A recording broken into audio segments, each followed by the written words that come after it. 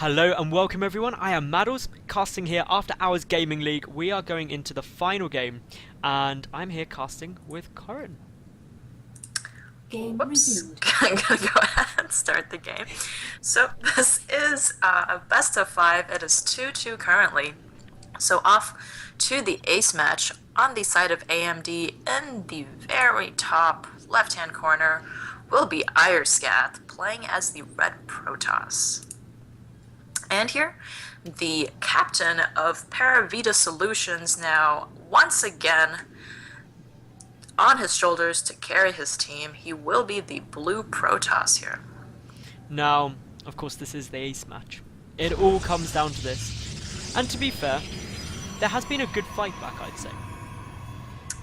For sure, we saw AMD easily take the first 2 games, but of course we had Alan and Shepherd now take game 3 and 4, getting us here to the ace match. So Captain Shepherd here of PvP Solutions, will he be able to carry his team to a victory, or will it just be a delayed, slight detour from the 2-0 start on the side of AMD?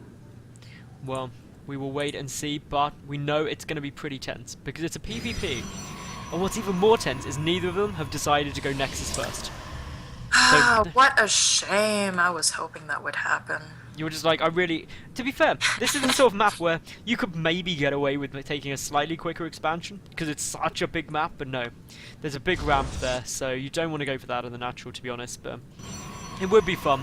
And that's the fun thing. I mean, some people harp on over and over that, oh, I only want to see the best of the best players. But sometimes, I don't actually think they give the most fun. Ooh, ireScath now putting down an assimilator in the base of Shepherd. So, just blocking out that assimilator. Yeah, it'll be a good move. Blocking out that gas is... It's one of those things where, one, it gives you some vision of what your opponent's doing, but it also means that if they were planning on going for some kind of 2 gas play, so maybe a quick tech rush, maybe blink stalkers or something like that, they can't go for it. It's denying it. It's limiting their options. And ultimately, if you can't scout out effectively what they're going to be doing in the long term, you can force them not to be able to do it. And we see actually here for Skaith, he's getting up his own second gas, so he's going to be going for that tech heavy route.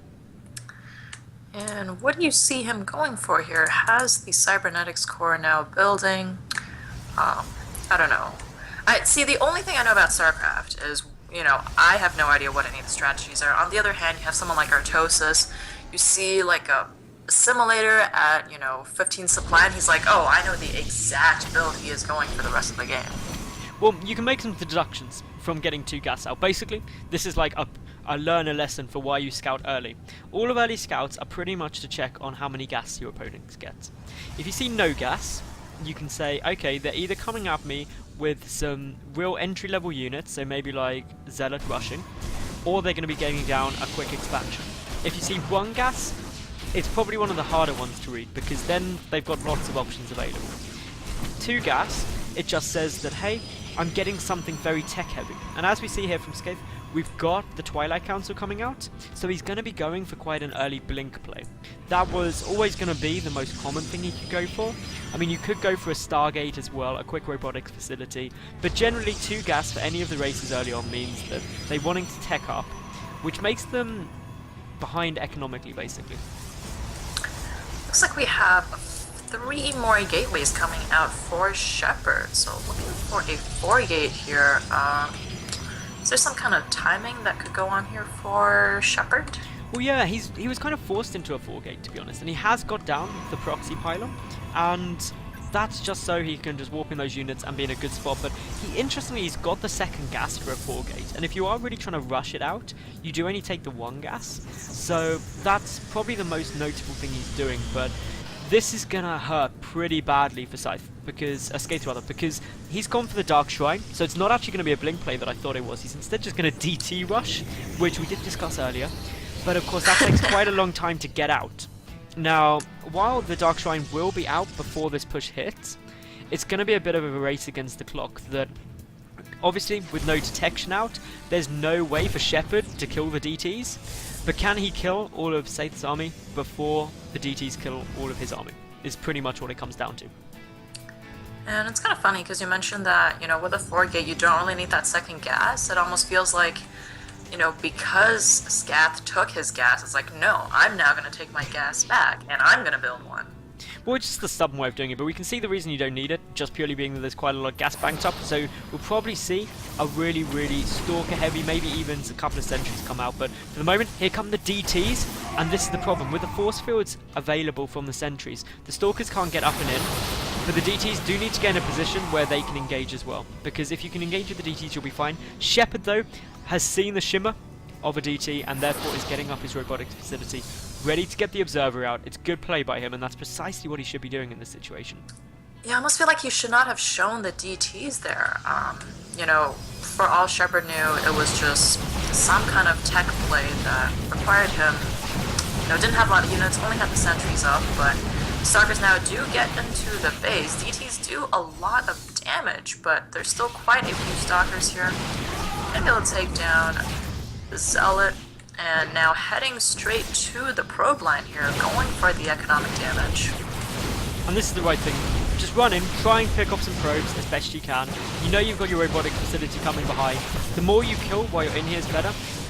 Committing to the push may not have been the best thing, because as we see, he only managed to kill 9 workers. So if you've only killed 9 workers off, perhaps just pull back, keep your large force, which is going to be a lot bigger than your opponents because they've gone for this tech play. Get your observer out that we do see now on its way in order to grant the detection, kill the DTs, and then go and kill your opponents. So there was some good damage done, but overall the resources lost were very similar. And how do you feel about Skaith using those DTs to defend? He's now only finally taking the DTs to the base of Shepherd. You know, should he have just sent them right at the beginning before the observer was able to get up? Well, the trouble with sending them earlier is that he wouldn't have had anything really to defend the push with. So he couldn't have killed his opponent before he died, but he's given Shepherd the time to get out that cannon, and the cannon with just a couple of units will be able to hold off the DTs fairly happily. And as such, this shouldn't be too difficult now for Shepherd to hold off. And of course, when we look at what he's got at his opponent's base, an awful lot of stalkers, we've got the observer on its way over, and this is going to be a tough hold, but still we see Skaith trying to take that natural. But here we go. Cohen, can Skaith do it? I don't know. A couple force fields coming out. I'm not sure that they're doing anything at all. Just going to be a bit annoying for the stalkers to walk through. And the observer is there. No Dark Templar here either, so it doesn't really even matter. What happened to the DTs on the side of Scath? They've come in, they're trying to do as much damage as they can. They have to run all the way back across the map, but we can just see that pretty much all of the army has been killed off. The DT's been taken down now as well, of course, with the observer there. And unfortunately, or fortunately for Shepherd, it looks like it could all be over. The Immortal popping out, but unfortunately getting focused down straight away before he can kill more than one Stalker. And now, with no more army really down, this isn't looking good for the AMD team. Shepherd here might just be able to take it home, and it could go ahead and take out that pylon just to make sure the robotics facility is no longer powered.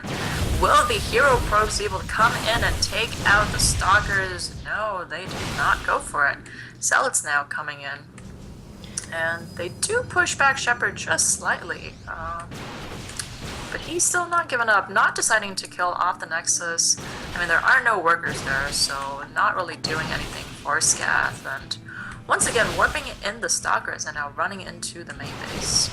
He's just applying the constant pressure. I like the fact he's not overcommitting. He's just knowing that his opponent's having to pull back those units, pulling back the workers. I can just kite them, and there goes the GG. So we do see the situation where, luckily for Shepherd, he's taken his team to victory. 3-2. So a very, very close series.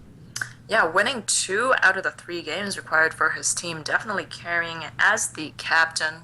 And Captain Shepherd does win it for his team. So we started with a 2-0 lead for AMD, but with the help of Shepherd, and of course, not to forget, the common citizen Alan, Paravita Solutions is going to be able to win this series 3-2. Great comeback here by Shepherd. Indeed. And did you enjoy casting, Corin?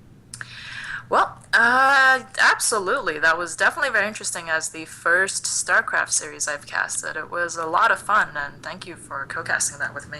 That is fine. Do you have a Twitter or anything? Nope, I'm just floating around at the moment without any kind of social media presence. Oh. Well, when you do get Twitter, make sure you tell me and I will tweet you to everyone. Of course, Alright. thank you everyone for watching. Make sure you like the video, leave a cool comment, and of course subscribe. And we will catch you all very, very soon. Thank you for watching, and bye for now.